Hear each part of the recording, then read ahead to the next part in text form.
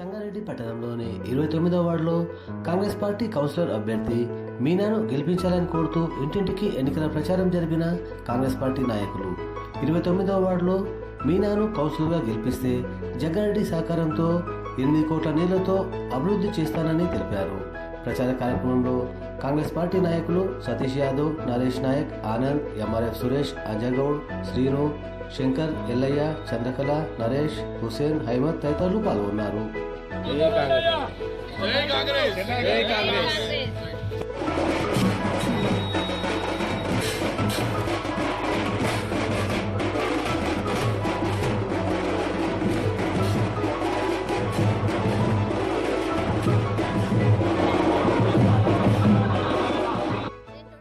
అభ్యర్థిని కాంగ్రెస్ బలపరిచిన అభ్యర్థిని. నా పేరు మీనా. మనము ఇప్పుడు సారు డ్రైనేజీలు అన్ని సమకూరుస్తాము.